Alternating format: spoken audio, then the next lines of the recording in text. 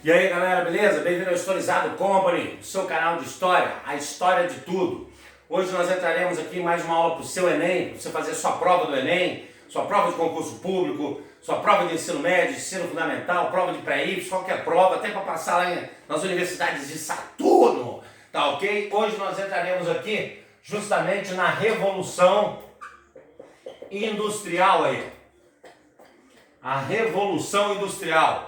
A Revolução Industrial se deu por volta de 1750, ela se deu na Inglaterra e num primeiro momento a principal indústria foi a indústria têxtil. Então sua prova pergunta por que a indústria têxtil teve grande importância para o princípio da Revolução Industrial. Bem, ela se dá na Inglaterra e a indústria têxtil ela tinha mercado, porque por incrível que pareça, até meados do século XVIII, até 1750, a grande massa se vestia com trapos e peles de animais.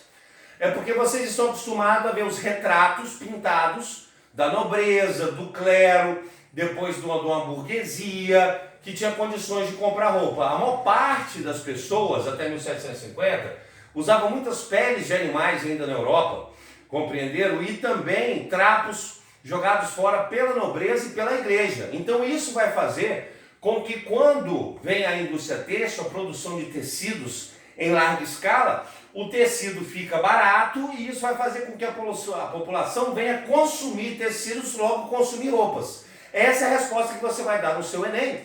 Por que a indústria têxtil foi a primeira indústria, a indústria mais importante dentro do princípio da Revolução Industrial? Tá claro? Vamos lá, outro ponto, os motivos para a Revolução Industrial começar na Inglaterra.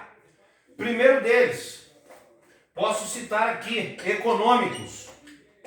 Dois motivos econômicos. A Inglaterra, galera, vai ter capital primitivo. Capital primitivo. Ou seja, durante as grandes navegações da Inglaterra, ela usou os corsários, ou seja, a pirataria legalizada. A verdade é essa. A Inglaterra vai roubar muitos navios portugueses e espanhóis, principalmente espanhóis, que saíam com metais preciosos da América para a Europa. Então, você terá nos cofres britânicos muito ouro, você terá circulando dentro das fronteiras da Inglaterra muito ouro e prata, e aí até o mais pobre camponês britânico tinha uma moedinha. Ou seja, o acúmulo de capital dentro da Inglaterra, o capital primitivo, possibilitou ter mercado consumidor. Então esse é um dos primeiros motivos para a Revolução Industrial acontecer na Inglaterra.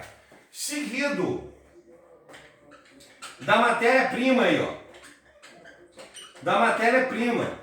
No subsolo britânico, galera, existia grandes quantidades de ferro e carvão. Então nesse momento, para desenvolver a máquina a vapor, que nós vamos falar dela daqui a pouco, a grande quantidade de ferro e carvão no subsolo da Inglaterra foi de extremo importante. E também ela tinha lã, ó lá. Isso, a lã. Tá ok? Das ovelhinhas. É, isso aí. Tá entendendo? Então existiu uma matéria-prima, né, próximo ali. Porque hoje vocês sabem que a indústria pode buscar matéria-prima em outro país. Mas se liga, se a Revolução Industrial está começando na Inglaterra, e a máquina a vapor está começando na Inglaterra, tinha que ter ali no subsolo dela. Tinha que estar ali do lado para os caras começarem isso. Então, dois motivos econômicos importantes para a Revolução Industrial começar na Inglaterra foi o acúmulo de capital, o capital primitivo, e a matéria-prima que ela tinha no seu subsolo, o ferro e o carvão, e a criação de ovelhas, ou seja, a lã, para a produção de tecidos. Um outro motivo que nós temos aqui seria justamente político, né? A Revolução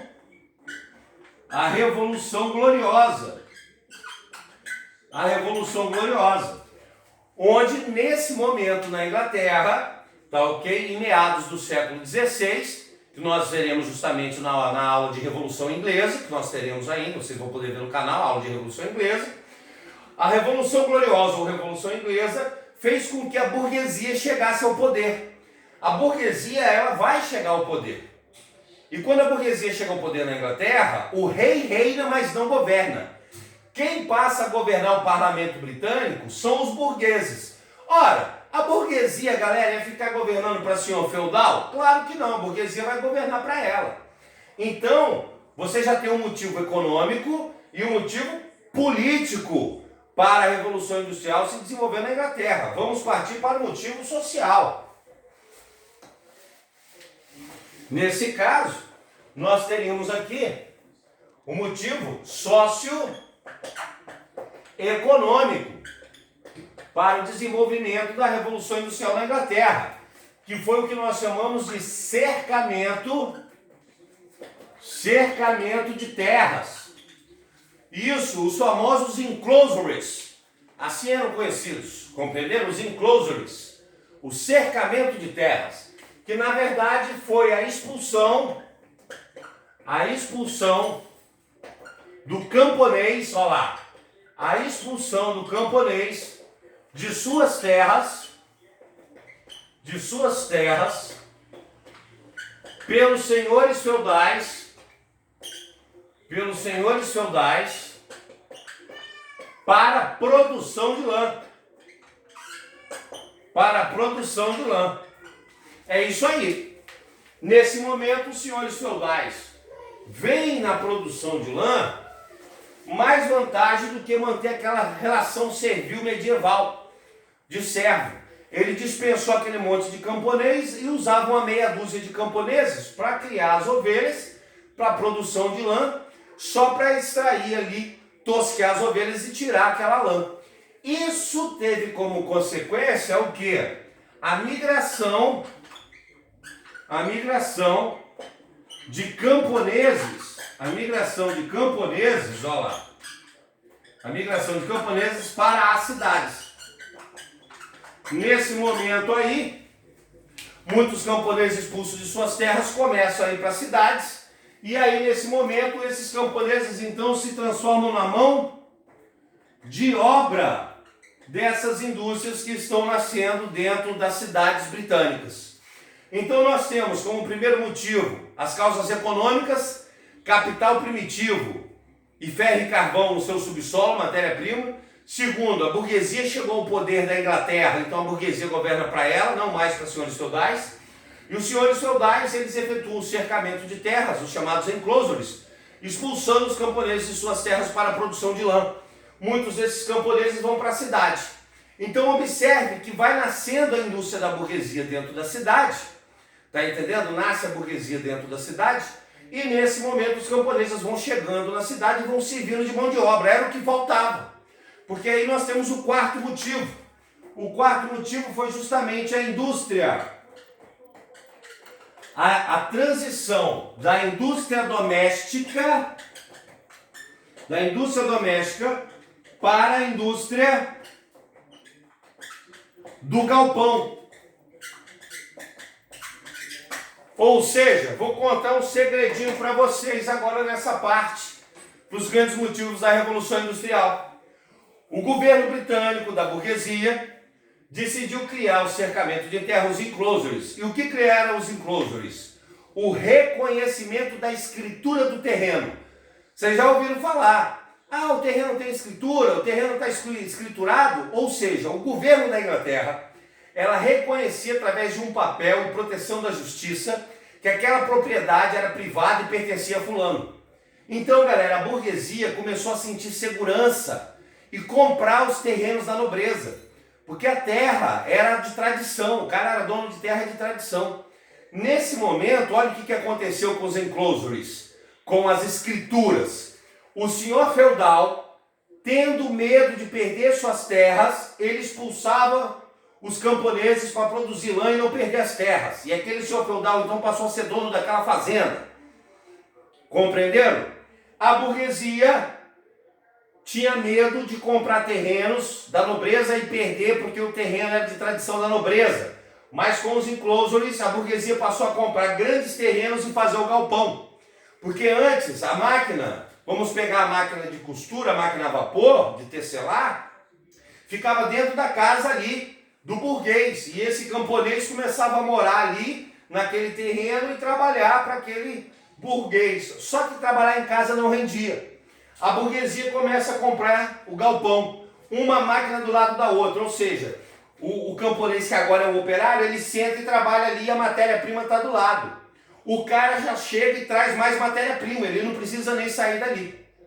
Então a transição da indústria doméstica para a indústria do galpão foi outro motivo, quarto motivo para a Revolução Industrial se desenvolver dentro da Inglaterra. Ficou claro? Espero que sim, espero que tenha entendido. A criação da escritura foi de extrema importância para o desenvolvimento dos enclosures. E aí nesse momento, olha só o que está acontecendo na Inglaterra. O senhor feudal vira o rico fazendeiro, fornecedor de matéria-prima. Lã, ferro, carvão.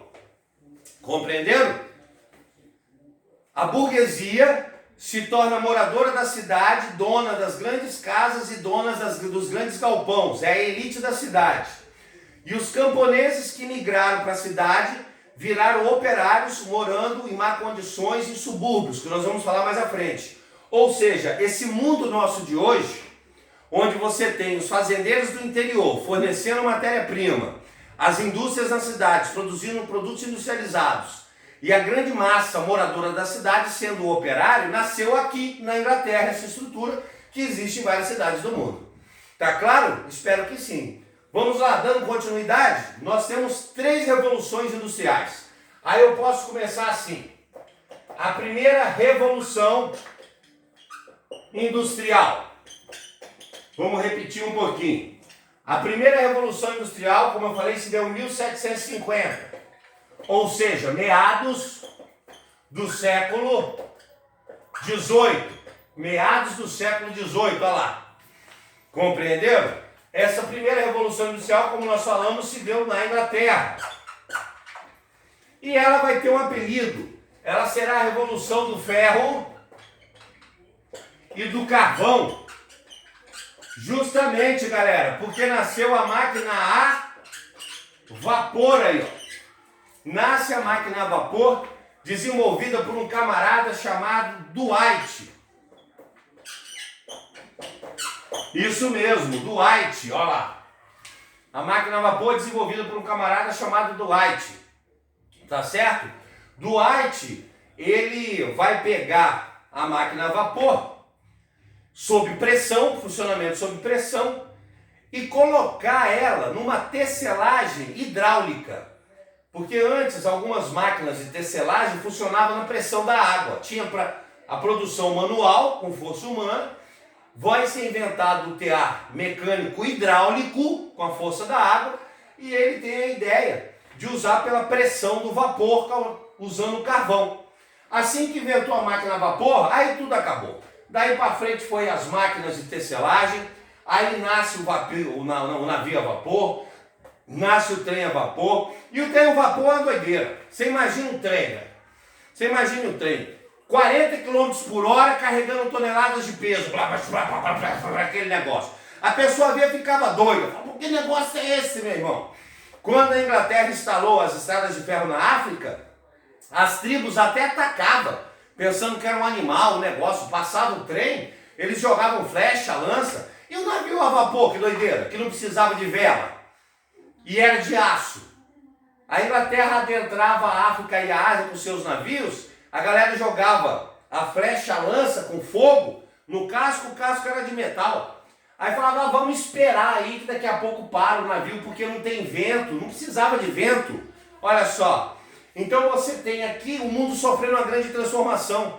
Nasce a máquina a vapor para tecelagem, nasce o trem, olha só, nasce o navio a vapor, compreenderam? A primeira moto do mundo vai ser a carvão, a vapor, o negócio deve esquentar um pouco, né? Ficar ali naquela moto, mas tudo bem. Nas comunicações,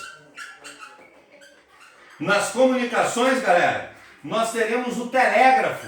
É, o famoso telégrafo aí, ó. Porra, doideira. O telégrafo foi uma doideira. Porque você tinha um cara vivendo lá no norte da Inglaterra e o outro no sul. Estão entendendo? Olha só, um no norte da Inglaterra e o outro no sul. E os caras estavam conversando em tempo real. O telégrafo é aquele do código Morse. Que a galera conhece aí. Você vê no Titanic, vê no Pica-Pau. Tem desenho do Pica-Pau? Então, os caras Pô, o telégrafo era uma doideira, porque o homem não havia se comunicado à distância em tempo real nunca na história. Ele pegava uma cartinha, tá entendendo? Ele escrevia uma cartinha, mandava uma pequena mensagem, botava dentro de uma garrafa para descer no rio ou no mar, para seguir as correntezas, amarrava no pombo, tá entendendo? O pombo correio, o famoso pombo correio, porque o pombo não sabia nem o que ele estava fazendo.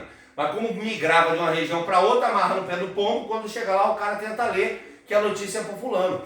O telégrafo então vai revolucionar as comunicações na primeira revolução industrial. E aí vem o grande lance. Vem o grande lance, de extrema importância. O chamado processo Bessemer. Isso, o processo Bessemer. O processo Bessemer, o que é isso? A transformação do ferro em aço. O processo Bessemer é a transformação do ferro em aço, em escala industrial.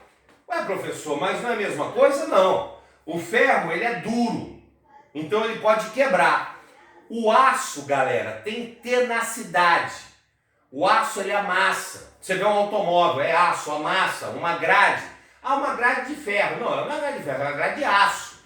Por isso que ela amassa. Compreenderam? Então, com o processo Bessemer, foi possível criar o aço. E aí, o processo Bessemer é criado na virada do século XVIII para o XIX. E com o aço, galera, foi possível fazer o nosso mundo.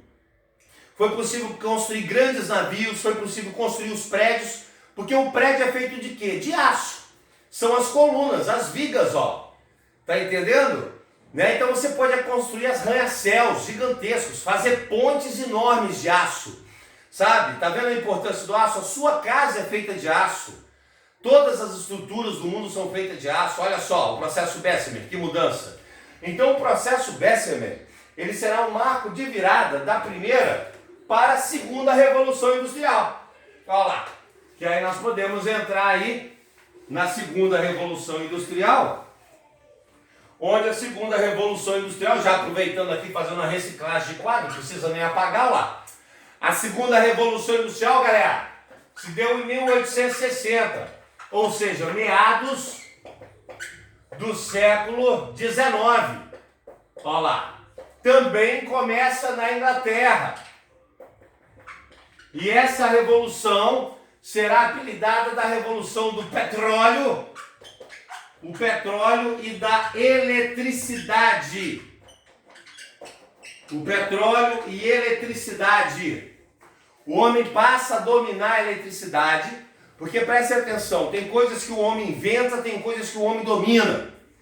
Então o homem inventou o pote, o homem inventou a roda, o homem inventou a escrita, compreenderam? Olha só, o homem inventou a informática, que nós vamos falar dela, mas tem coisas que o homem dominou, que já existiam na natureza. O homem dominou o fogo, o homem dominou os animais, o homem dominou a natureza, então o homem domina a eletricidade. O homem passa a conseguir dominar esse fenômeno da natureza, a eletricidade, olha só. E também será a revolução do petróleo. Por quê? Porque nasce um motor a combustão. Um motor a combustão inventado por um camarada chamado Rudolf Diesel. Diesel, professor? É. Rudolf Diesel foi um dos grandes nomes para inventar o famoso motor a gasolina. E inventar o diesel, que inclusive é o combustível que move os caminhões, os tratores, os navios. Ao nascer o petróleo em meados do século XIX, daí para frente começa a se desenvolver, a substituir o vapor pelo petróleo. E qual é o grande lance disso? É que uma pequena quantidade de fonte de energia, o petróleo, gerava muita energia. E já o carvão, você precisava de uma grande quantidade de fonte de energia, de uma montanha de carvão para gerar pouca energia. Então, a partir da segunda revolução industrial, de 1860, 1880, 1900 para frente, começa a ser substituído o motor dos trens, dos navios. Em 1905 vai nascer o automóvel com motor a combustão. É esses motores que conhece até hoje. E ele é muito prático. Por isso que é difícil substituir os combustíveis fósseis, entendeu, galera? Por isso que é difícil substituir o petróleo até hoje. Porque em cada esquina tem um posto de gasolina. É um combustível que você pode botar em qualquer lugar, transportar, fazer as máquinas rodarem pelo mundo. Você imagine se fosse um carvão ou um outro tipo de energia. Seria difícil, né? Por isso que tem grande sucesso. Então, a segunda revolução industrial ela é apelidada de revolução do petróleo e da eletricidade, devido ao motor a combustão de Rudolf Diesel. Tá ok? É a máquina movimentando a máquina aí, ó. Tá? E o diesel é o mais difícil de ser substituído, porque é ele que move as máquinas pesadas. É ele que move caminhão, é ele que move trator, move navio, trens. Tá entendendo a dificuldade? A gasolina pode ser substituída pelo álcool, tá? Você tem motor a água, você já ouviu falar disso. Você tem a eletricidade, o motor a eletricidade, mas o diesel é difícil. E é o que movimenta. As máquinas pesadas é o que transforma a natureza. Os grandes guindastes, os grandes navios, ó lá. Compreenderam? Tá gostando? Dá o like aí, dá seu joinha. É muito importante pro Historizado ganhar seu joinha aí. Se inscreve no canal, indica aos colegas, tá entendendo? Marca o sininho sempre para você, né, ser notificado dos nossos movimentos de segunda a domingo, direto, sempre com algum vídeo novo para vocês. E aí, nas comunicações, nesse momento aqui, nós teremos o telefone, ó lá. O telefone de Graham Bell aí, ó. Bell inventa o telefone. E o telefone era doideira. Não, aí é piração, galera. Porque o telefone é doideira. Você liga para a pessoa, você fala, o telégrafo. Era o código Morse, é o sinal. O telefone não, o telefone você fala com a pessoa. Alô, pessoa, é você, pessoa. Era a pessoa. Você estava ouvindo a voz da pessoa no século XIX, no início do XX, era a máquina do capeta. Tá entendendo? As pessoas tinham medo do telefone. Tanto que o telefone vai ser inventado e vai demorar a fazer sucesso. O Barão de Mauá aqui no Brasil vai dar um até de presente para Dom Pedro II, para ele falar com a Rainha Vitória lá na Inglaterra. O cabo passava por debaixo da água, do Oceano Atlântico, é isso mesmo. Mas depois o telefone, a juventude, né? A juventude não tem medo da tecnologia, a galera mais jovem começa a usar o telefone para o fim do século XIX, e quando entra o século XX, estoura a Primeira Guerra, galera, em 1914. Aí o telefone foi fundamental na Primeira Guerra Mundial, fez extremo sucesso, tá entendendo? Olha só. Compreenderam? Então nós vimos a primeira e a segunda Revolução Industrial, aqui em 1860, 70. A primeira e a segunda Revolução Industrial tem uma série de consequências que nós veremos ainda, mas eu vou pular, presta atenção, eu vou pular da primeira à segunda, eu vou pular lá para a terceira Revolução Industrial, e depois a gente fala das consequências da primeira e da segunda. A terceira Revolução Industrial,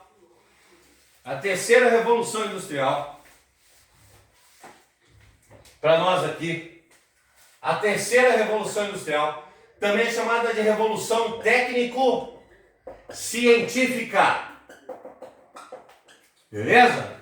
A terceira Revolução Industrial é chamada de Revolução Técnico-Científica.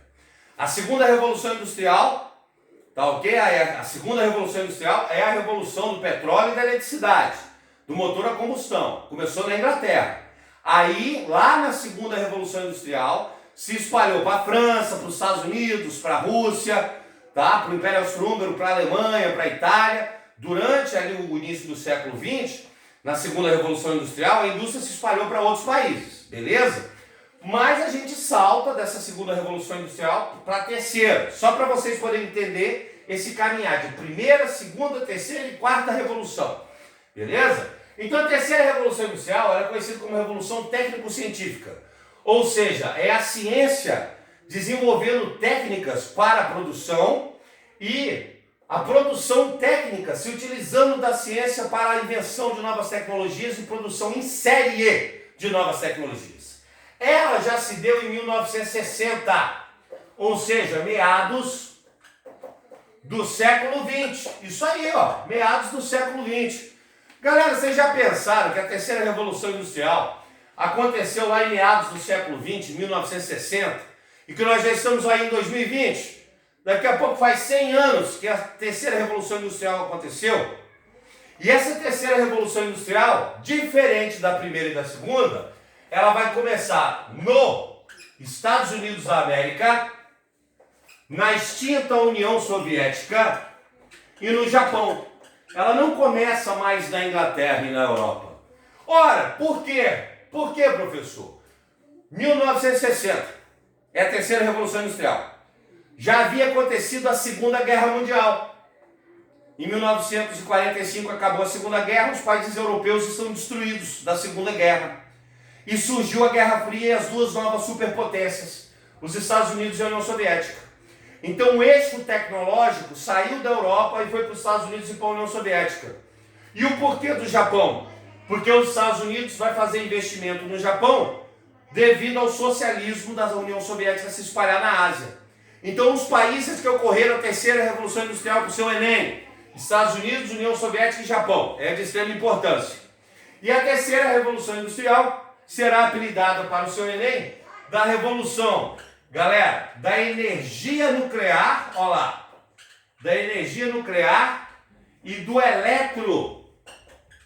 eletromagnetismo. Isso aí, eletromagnetismo, tá? É a revolução da energia nuclear. E aí, se você tem a máquina a vapor da primeira revolução industrial, esse é o nome da máquina que gerava energia. O motor a combustão é o nome da máquina que gerava energia na segunda revolução industrial. O seu Enem pergunta, qual é o nome da máquina que gera energia nuclear na terceira revolução industrial? O reator. O reator nuclear. Compreenderam? Desenvolvida pelo italiano conhecido como Fem. O italiano Fem, que foi naturalizado norte-americano. Ele inventou o reator nuclear. Porque olha só, galera, ter o reator nuclear não quer dizer que você tenha bomba nuclear. A bomba nuclear, o reator nuclear e o enriquecimento de urânio ou plutônio para fazer a energia nuclear são três tecnologias diferentes. Então não quer dizer que um país que tem reator nuclear vai ter bomba atômica. Não quer dizer que um país que tem bomba atômica tem reator nuclear para gerar energia. Ficou claro? Olha só, outra observação. A energia nuclear é uma coisa de 1960. Então isso não é uma coisa agora. Às vezes a gente fala aqui no Brasil, nossa, energia nuclear, nossa, porque nós temos a indústria de Angra dos Reis, a Angra 1, 2 e 3. Ah, podia encher de usina nuclear, ué. Nós tivemos poucos problemas com usina nuclear. Chernobyl foi o maior dos problemas, porque a União Soviética já estava em decadência, então estava dando essa estrutura. E aí, nesse momento, o que vai acontecer? Você teve no Japão o tsunami, né, que passou por cima da usina, mas a usina era segura, não chegou a trazer problema. Tá vendo? Vale a pena repensar sobre a energia nuclear. E aí a terceira revolução é da energia nuclear e do eletromagnetismo. Ou seja, o eletromagnetismo, o homem passa a dominar também essa força da natureza, a força eletromagnética. Maior prova disso?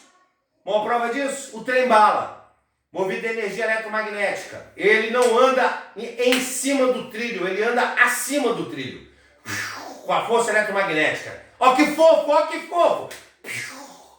Viu? Isso sem falar nas máquinas de ressonância magnética, isso sem falar justamente das baterias e bobinas do seu automóvel que gera eletromagnetismo. Tá vendo? O homem passa a dominar o eletromagnetismo. Tá claro até aí? Espero que estão gostando. Dá o seu like, o like é importante. Porque dentro da terceira revolução industrial, o desenvolvimento não parou aí só. Com essa revolução técnico-científica, nós adentramos uma série de áreas como a biotecnologia. A biotecnologia, vocês acabam aprofundando mais na área da biologia e da geografia, né? Alimento transgênico, célula-tronco, olha lá, com a biotecnologia. A química fina, desenvolvimento, né, sintético de elementos químicos, o desenvolvimento sintético de moléculas e a formação de medicamentos. A indústria da química fina, a indústria farmacêutica, gigantesca, olha só. Tá entendendo? Outra, a robótica. A robótica. A robótica é tudo, velho. A robótica é tudo. Tá entendendo? Hoje nós temos robôs. Nós temos robô do fundo do mar até o espaço consertando satélite. Nós temos robô fazendo cirurgia. Nós temos robô na polícia, robô no exército. Nós temos robô dentro de casa. E aí eu quero que vocês entendam que o robô é uma ferramenta. Então ele cai no seu Enem. O robô, ele não precisa ser igual ao ser humano. Na verdade, o robô é a extensão das nossas mãos. O que a gente não consegue fazer, o robô faz pra gente. Tá ok? Por isso, ele vai nas abissais oceânicas, ele vai no universo, ele ajuda o homem a fazer uma cirurgia. Então esquece um pouco aquele negócio de robô, de Hollywood, Exterminador do Futuro, Robocop, tá entendendo? E aí é importante vocês entenderem o seguinte para o seu Enem. O robô igual a um ser humano é um androide. Esse é o nome dado, androide. É um robô igual a um ser humano. Que não tem muita função, porque é igual a gente, vai fazer coisas igual a gente. E você tem o ciborgue. O ciborgue é metade humano, metade máquina. Isso cai no seu Enem, cai em provas, tá ok? Isso não é ficção científica não, isso é coisa de 1960, 70, 80, e agora a robótica vem se desenvolvendo mais. Então o androide é um robô igual ao ser humano. O ciborgue é metade homem e metade máquina. Mas a gente logo pensa no Robocop. Esquece isso. Exemplo. Se algum parente seu usa um marca-passo no coração, ele já usa uma máquina. Ele fica vivo porque a máquina ajuda ele a ficar vivo. Ele é um ciborgue. Peraí, professor, como é que é isso? Você já tem cirurgias que quem tem problema auditivo é instalado um chip dentro do ouvido dessa pessoa, ligado numa bateria externa para ela ouvir. Isso é um ciborgue. Tá entendendo? Próteses. Quando você já bota uma prótese na pessoa para ajudar ela a andar, já é um ciborgue. Já é metade humano, metade máquina. Já não é mais um ser humano puro. Vocês estão entendendo como isso cai no Enem? Além da robótica, nós temos, claro, a quarta maior invenção do homem na Terra, a informática. Aí, ó. A informática. Ah, meu amigo. Primeira grande invenção do homem na Terra, o pote, para armazenar alimento e água. Segunda, a roda, a ideia de girar, transporte, triturar os silos. Terceira, a escrita, que foi a maior, que armazena conhecimento. Galera, nós nascemos em plena quarta maior invenção do homem na Terra, a informática. Sabe por quê? Porque a informática auxilia a nossa espécie a ficar vivo no planeta igual as outras auxiliavam. Igual o pote auxilia, igual a roda auxilia, igual a escrita auxilia. Nós temos informática no sistema de sinal no trânsito, nós temos informática fazendo contabilidade impossíveis para a gente, nós temos informática podendo prever o tempo, nós temos informática nos hospitais, nos computadores, na educação. Então a informática ela faz parte da terceira revolução industrial, mas é a quarta maior invenção do homem na Terra, olha só. E aí, claro, nas comunicações nós não poderíamos deixar de falar da internet. É isso aí, ó. Da internet. Compreenderam? E nesse caso, a internet, você vê, fala